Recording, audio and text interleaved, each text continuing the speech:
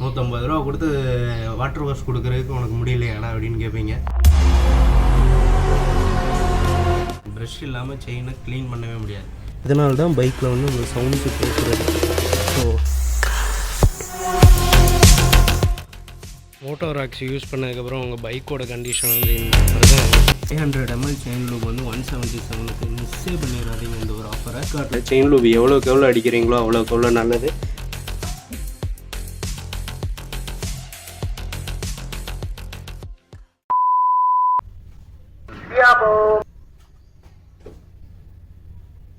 Hey guys, welcome back to the channel Gopi Vlogs. So இன்றைக்கி என்ன கண்டென்ட்னா, தூசி பார்த்தீங்களா, பைக் வந்து மெயின்டைன் பண்ணுறது தான் என்னோடய விலாகு. டேட் வந்து பார்த்திங்கன்னா February 14. உங்கள் மனசுக்குள்ளே 1000 ஓடும், நான் வேலண்டைன்ஸ் டே அன்றைக்கி இப்படி பண்ணிக்கிட்டு இருக்கிறானே அப்படின்ட்டு. நம்மளோட வேலண்டைன் நம்ம பைக்காக தான் இருக்கும். பைக்கை வந்து வாஷ் பண்ணுறது தான் இந்த ஒரு விலாகு. So welcome back. என்னன்னா, வண்டிக்கு என்ன சொக்காவெல்லாம் மாட்டி இருக்கிறேன்னு அப்படி பார்க்குறீங்களா? பைக்கை கழுவுறதுக்கான தேவையான பொருட்கள் எல்லாம் சிறிதளவு எடுத்துக்கோங்க, இல்லை பெரிதளவாக இருந்தாலும் பரவாயில்ல எடுத்துக்கோங்க. ஏதோ ஒன்று. நம்ம பைக் அழகாக இருக்கணும்னா அதுக்கு நம்ம தான் எஃபர்ட்டு போடணும். 150 ரூபா கொடுத்து வாட்டர் வாஷ் கொடுக்குறதுக்கு உனக்கு முடியலையாடா அப்படின்னு கேட்பீங்க. முடியல தான்.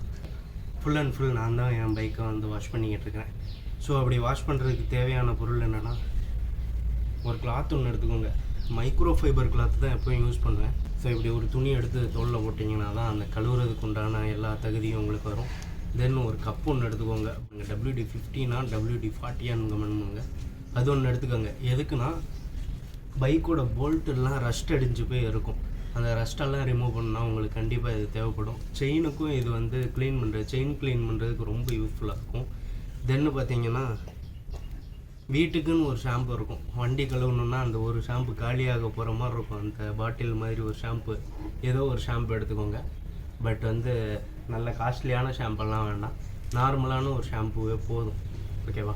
ஸோ ஷாம்பு ஒன்று எடுத்துக்கணும். நேற்று தான் வந்து ஃப்ளிப்கார்ட்லேருந்து ஒருத்தன் ஆர்டரில் வந்தான். மைக்கானிக்ஸ் அப்படின்னு சொல்லிட்டு ஒரு செயின் லூப்பு. இதுக்கு முன்னாடி OKS கம்பெனியில் கொடுத்தாங்க 500 ml. கிட்டத்தட்ட 2 வருஷம் வந்துடுச்சு 500 ml. இது வந்து நேற்று தான் ஆர்டர் பண்ணேன். எம்ஆர்பி பார்த்தீங்கன்னா இதில் வந்து 899 போட்டிருக்குது. பட் ஃப்ளிப்கார்ட்டில் 177 போயிட்டுருக்குது. நான் உங்களுக்கு இந்த இடத்துல அந்த ப்ராடக்டோட லிங்க்கு இல்லாட்டி ஃபோட்டோ காமிக்கிறேன். டிஸ்கிரிப்ஷனில் ஃப்ளிப்கார்ட் ப்ராடக்டோட லிங்க்கும் கொடுக்குறேன். ஸோ மறக்காமல் யூஸ் பண்ணிக்கோங்க. இது வந்து புதுசு பார்த்தீங்களா, ஒன்றும் சீல் கூட ஓப்பன் பண்ணாமல் தான் இருக்குது. ஸோ இதை வந்து யூஸ் பண்ணிடலாம் இன்றைக்கி. பைக்கோட வந்து பாலிஷ், பைக் வந்து பாலிஷாக தெரிகிறது. இது வந்து எதுக்குன்னா, ஆல் இன் ஒன்று. எப்படின்னா, வீட்டில் ஹோம் அப்ளையன்சஸுக்கு கூட யூஸ் பண்ணிக்கலாம். இது பாலிஷாக காமிக்கும். அந்த ஒரு பிளாஸ்டிக்கு ஃபைபரை வந்து நல்லா அந்த ஒயிட்டு உப்பு கரையெல்லாம் வந்து எடுத்துகிட்டு பாலிஷாக காமா. ஸோ இது ஒன்று எடுத்துக்கோங்க. So this are all the products. இதெல்லாம் தான் நான் வந்து யூஸ் பண்ணுறேன். பைக்கை க்ளீன் பண்ணுறதுக்கு இதெல்லாம் ரொம்ப தேவைப்படும். என்ன பார்த்தீங்கன்னா, எங்கடா இந்த இதெல்லாம் தான் யூஸ் பண்ணுறேன். ஸோ இந்த ப்ரெஷ் ஒன்று வேணும். ப்ரெஷ் இல்லாமல் செயினை க்ளீன் பண்ணவே முடியாது. ஆன்லைனில் இருக்கும், செயின் கிளீனர்னு ஒரு ப்ரெஷ் இருக்கும். அஃபோர்ட் பண்ண முடிஞ்சால் வாங்கிக்கோங்க. அப்படி இல்லாட்டி நம்ம வந்து இந்த ப்ரெஷ்ஷை கூட யூஸ் பண்ணிக்கலாம், தப்பொன்றும் இல்லை. ஸோ ஷாம்பு சேர்த்துக்கலாம்.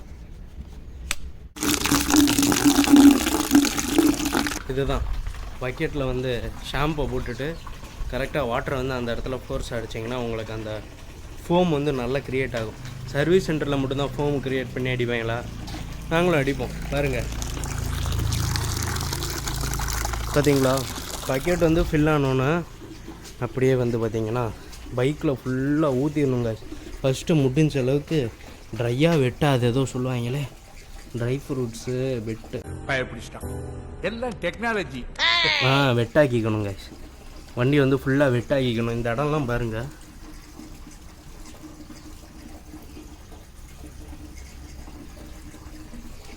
இந்த இடத்துல எல்லாத்துலேயுமே வந்து ஃபுல்லாக வெட்டாக்கிக்கணும். பைக் ஃபுல்லாக வெட்டாக்குனதுக்கப்புறம் தான் பைக்கோட வாட்டர் வாஷே ஸ்டார்ட் ஆகுது.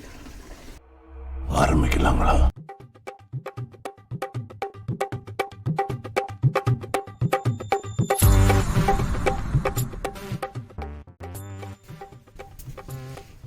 ஃபஸ்ட்டு அலைன் கீ வச்சு இதை ரிமூவ் பண்ணிக்கணும்.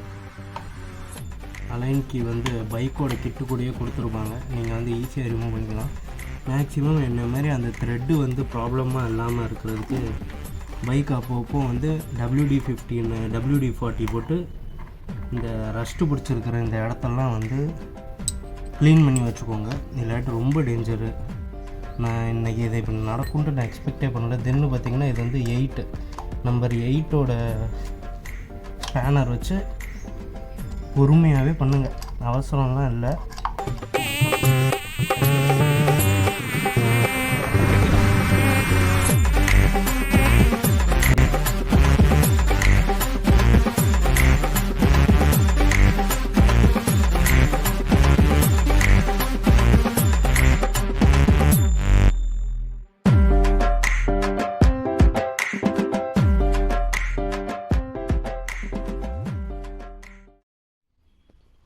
ஸோ கைஸ், ஃபுல்லாக கழுவுனதுக்கப்புறம் உங்கள் பைக் வந்து இப்படி தான் இருக்கும்.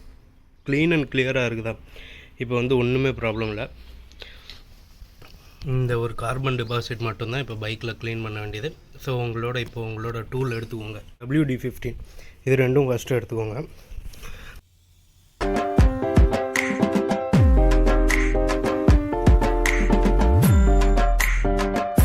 ஸ்டில் இந்த இடத்துல மண் இருக்கும்.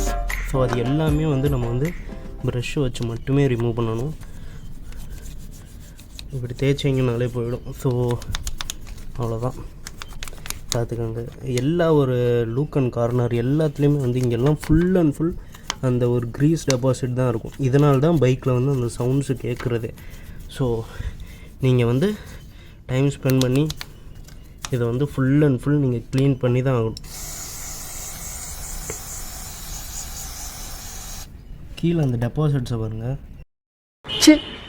14 யூஸ் பண்ணி க்ளீன் பண்ணதுக்கப்புறம் இதுதான் அந்த பைக்கோட நிலைமை.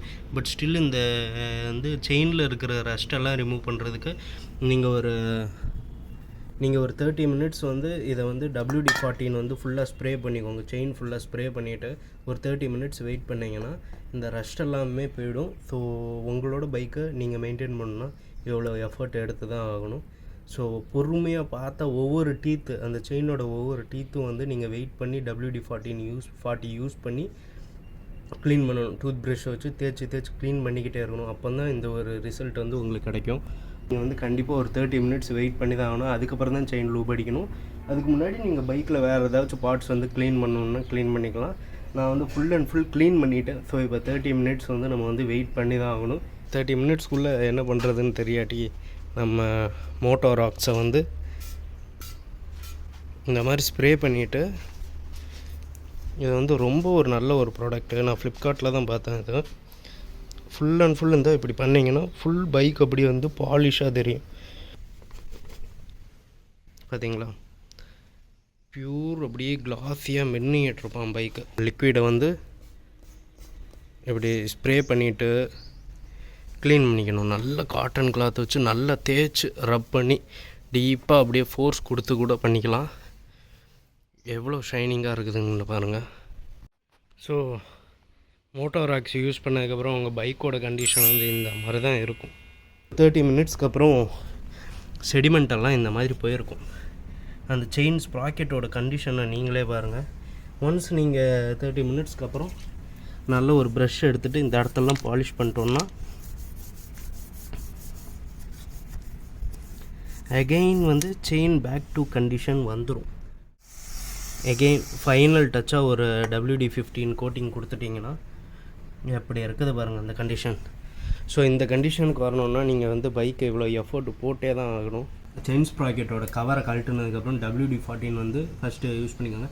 அதுக்கு முன்னாடி ஓவராக மண்ணாக இருந்துச்சுன்னா ப்ரஷ்ஷை யூஸ் பண்ணி நீங்கள் நார்மலாகவே க்ளீனாக பைக்கை நம்ம ஆல்ரெடி கழுவி இருக்கணும். நார்மலாகவே தேய்ச்சிங்கனாலே அந்த மண் வந்து வந்துடும். பைப் வச்சு ஃபோர்ஸ் அடிச்சிங்கன்னா மண் வந்து வெளியில் வந்துடும். அதுக்கப்புறம் இந்த மாதிரி ஒரு காட்டன் கிளாத்தை வச்சு வாட்டர் சர்ஃபேஸை வந்து ஃபுல் அண்ட் ஃபுல் தொடச்சிக்கணும். வாட்ரு இல்லாமல் தொடச்சதுக்கப்புறம் WD-40 is ready to use. WD-14 வச்சு நீங்கள் லுக் அண்ட் கார்னரில் ஃபுல் அண்ட் ஃபுல் WD-14 பாட்டில் காலியாகுதுன்னு நீங்கள் யோசிக்காதீங்க. பைக்கோட செயின் சவுண்டு எதுவுமே கேட்கக்கூடாது. பெர்ஃபார்மன்ஸ் வந்து நல்லா அந்த ஒரு கியர் ஷிஃப்ட் பண்ணிட்டோன்னா எந்த ஒரு அந்த ஒரு லேகுமே இல்லாமல் பைக் வந்து ரொம்ப சூப்பராக மெயின்டைன் ஆகும். ரொம்ப சூப்பராக வந்து மூவ் ஆகும். இது வந்து என்னோட வந்து 2 இயர் எக்ஸ்பீரியன்ஸு. நான் பைக்கை வந்து இப்படி தான் க்ளீன் பண்ணிக்கிட்டு இருக்கிறேன். ஸோ என்னோடய பர்சனல் எக்ஸ்பீரியன்ஸு. ஸோ இதை வந்து நீங்கள் தாராளமாக நீங்கள் WD-40 வந்து யூஸ் பண்ணலாம். 500 ml செயின் லூப் வந்து 177க்கு மிஸ்ஸே பண்ணிடாதீங்க இந்த ஒரு ஆஃபரை. ஃப்ளிப்கார்ட்டில் வந்து பெஸ்ட்டு செல்லிங்கில் போயிட்டுருக்குது. ஸோ மறக்காமல் இந்த ஒரு ஆஃபரை வந்து மிஸ் பண்ணாமல் வாங்கிடுங்க. இப்போ வந்து உங்களோட செயின் லூபை வந்து நீங்கள் வந்து